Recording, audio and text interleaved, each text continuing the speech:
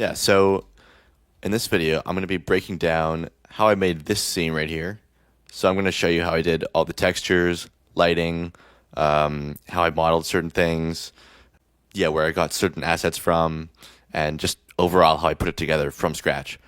So let's get into it. Okay, so the first thing I need to point out is this is a version after Photoshop. So straight out of Blender, it looks like this. So maybe I'll do a separate video on Photoshop for post processing renders, but for now, let's just focus on this and how I got this far.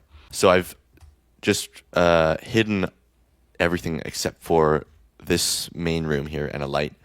So I think what I'll do is I'll just kind of bring in objects piece by piece and go through kind of what I started with and how I added stuff and built it from the ground up. So this is what I started with. This looks kind of maybe complex and weird, but let me just show you what this is. Basically, it's a cube that I took and did a bunch of insets, extrusions, and bevels somewhat randomly and just messed around with it until it looked cooler than just a basic cube. So that would have been like you can just kind of select faces, inset things, extrude things up, add like loop cuts, select this, like extrude it, and just create a lot of variation and complexity just by basically moving little pieces around until it's more interesting than just a basic cube. So another thing I did a lot was select edges, hit Control B to bevel. By default, it's going to look like this. So let me just, if you hit Control B, it'll look like that. You might have to apply the scale first. So let's just do that again. Control B, and then if you click, it'll bring up this menu here, and you can just, if you increase the segments to like 20-ish, and then change the profile type over to custom, whatever shape you draw in here is going to get translated onto your bevel here. And you could just draw some weird squiggly kind of shape, and it'll just get put onto all the edges that you bevel. And then any new edges you select here and hit Control B, that same bevel will be saved for whatever you do here. So that's a really easy way to just fill in details on all like edges like this here and around here, just using that custom bevel. And then yeah, you can see there's just lots of little extrusions, insets, extruding again, inset again. Just kind of repeat that until you have something that's yeah, just more interesting than a basic cube kind of shape. So I'll get into the lighting in a second here. So if I just start bringing stuff in here, let's just kind of go through this piece by piece. So this is kind of using the same technique I just showed you with taking a basic cube kind of shape and just manipulating it with bevels and extrusions into something that's a bit more complex than just a flat kind of slab here. So same thing, I would have just taken a cube, or let's do that over here. Taking a cube, maybe scale it down, just grab faces, inset things, extrude things down, inset again, extrude it up maybe. Just kind of repeat that and add some bevels on top of it until it looks cool. So let's apply the scale, bevel, and that custom bevel is going to be applied again here. So yeah, you can kind of just grab some of these edges, bevel again, and then there you go. There's something kind of more interesting than just a flat like slab of stuff here. So if I just duplicate that, once you have one piece here, you can kind of duplicate it a bunch of times, scale it up, rotate it around, and then you can even take like a cluster of objects that you've made, duplicate that around, and before you know it, it's you're just filling up your scene with all these details just made from one little piece here. So if I start bringing in all these other objects here, you can see it kind of looks complex when you look at everything at once, but when you break it down into its individual pieces here, it's just a bunch of very simple shapes that I've manipulated with some extrusions and bevels and duplicated pieces around a bunch of times. And you can see here just like this piece, for example, this kind of longer one here is used like so many different times in here. And doing this it's kind of a good way to make everything feel cohesive and like it's all part of the same space. Reusing the same geometry in different places in like different parts of this piece. It does kind of make it feel like it's all sort of part of the same thing. And that goes with the textures too. If we look at the textures, I like to keep this very simple. So this is just a texture I found on Quixel Megascans. And for the UV wrapping for everything, I just did a cube project. If I just go to the UV editor here, and if I hit U on the keyboard and then press C, it'll just unwrap this here. You can see it didn't even change. I just left it on its default settings there. But all this stuff, I would have just... here, let's bring this in. So yeah, all this stuff, I would have just grabbed A to select all, U, C, and the UV unwrapping is done, basically. Maybe I think for this one, I scaled it up and like rotated it 90 degrees so it lined up a bit better. But yeah, UV mapping for this kind of stuff, and most scenes that I do, like it doesn't have to be complicated at all. Just cube project works for like almost everything. Even you can see the statues and stuff in here. That's pretty much all cube projected, and it works well for the scene because everything is kind of box or like square shaped. But even for scenes without that, cube project works for like 99% of things. Let's move on here to the next thing here. So I guess lighting. Whenever I start a scene, the first thing I like to do is get the lighting set up. Lighting and camera angle usually. So let's talk about lighting first. So you can see here, if I just go here, there's only 2 lights in the whole scene. So if I just hide these 2, it's just pitch black. There's just nothing in the world settings here. And if I bring this back, let's kind of go through this and I'll show you what I did here. Yeah, so with lighting, I like to just minimize the amount of lights as much as possible. So sometimes I'll even just use 1 light in the whole scene.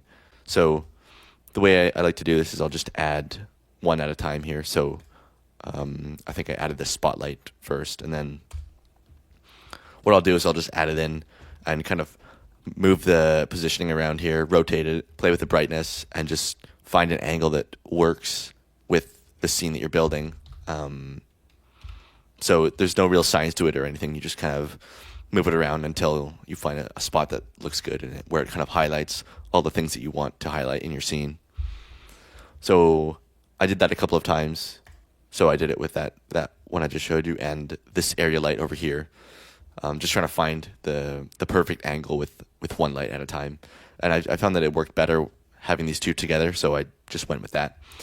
And I think the next thing I did was add some volume in here. I do this a lot in my artwork, so you can see here, adding volume is a really nice and easy way to add just a lot of depth to your scene and atmosphere.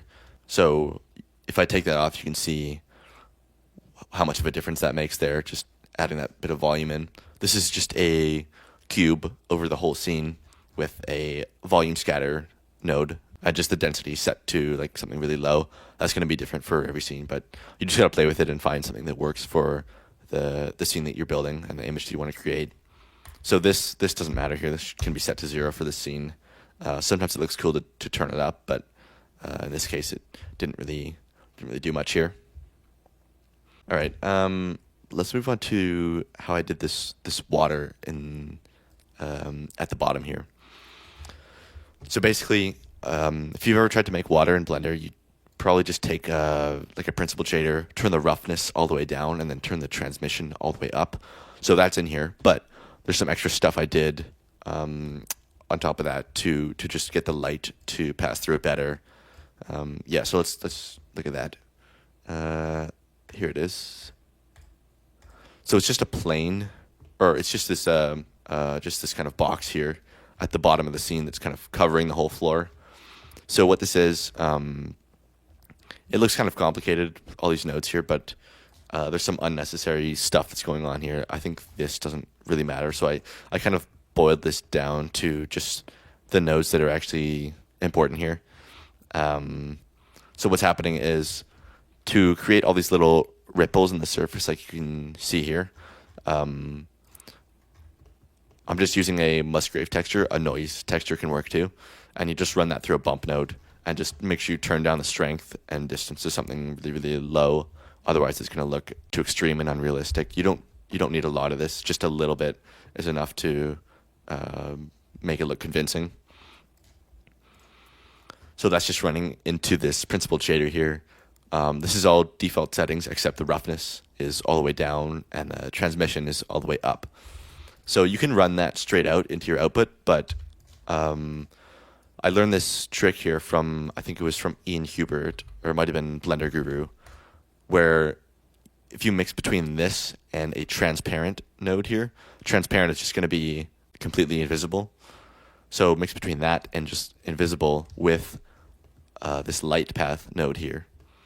So what that's going to do is it's going to let a lot more light run through the surface here and hit all the geometry that's underneath it. So all those stairs and stuff that I added earlier, I still want to be able to see that through the water. So this lets us do that. And you can just add this if you bring up the add menu, Shift A, search for light path, and you'll find it right there. If you just take the top output there, is camera ray, and you run that into a mix shader and mix between that transparent and that regular water shader over here, that's how you get it. You might have to flip these two things around to get it to look right. But that's pretty much it. It's just a nicer glass or nicer water shader. And then you just run that out into your material output here. One other thing I did for the water here is I took a principled volume, and that's going into the volume output of this same material. So you can see in the final thing, kind of the deeper that this water gets, the more murky and blue you can see it getting there.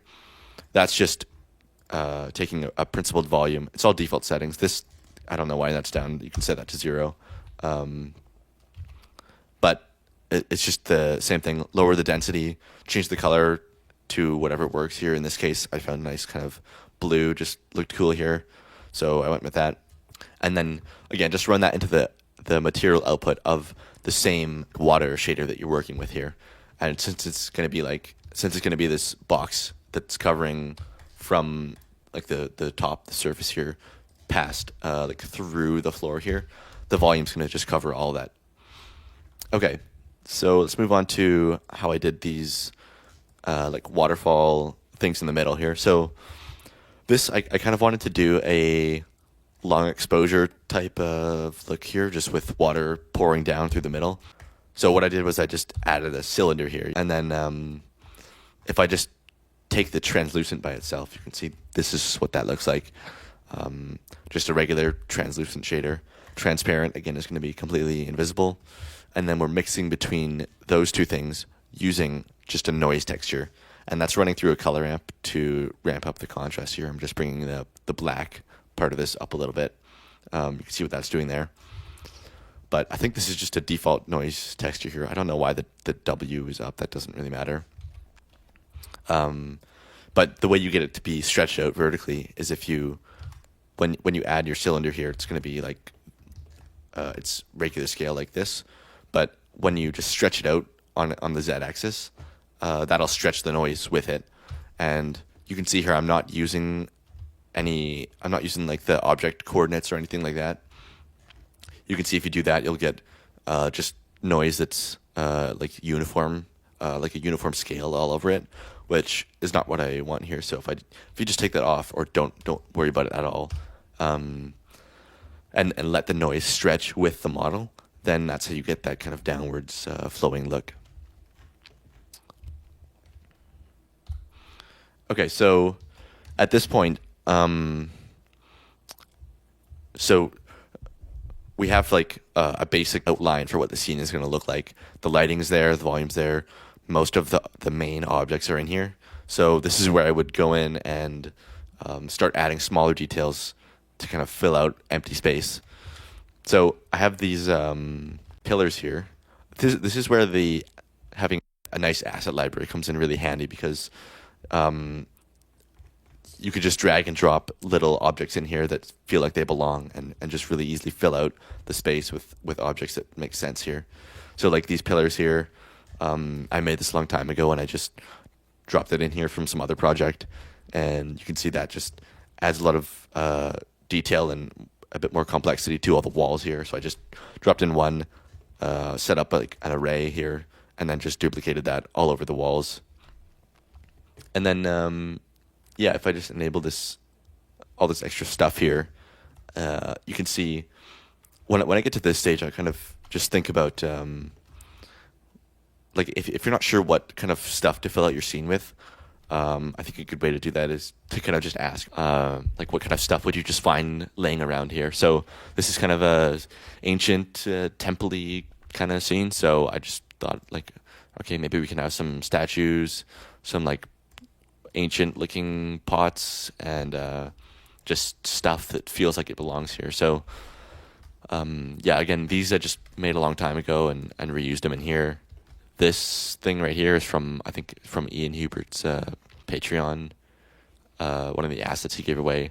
This statue is from Sketchfab. And then I think I just took the same material that's on everything else and just kind of put it on these two. Yeah, you might have noticed that I used the same material on like almost every single object. And sometimes it looks lazy if you do that, but sometimes it actually works really well to just, again, make everything feel cohesive and kind of glued together like it's all part of the same space.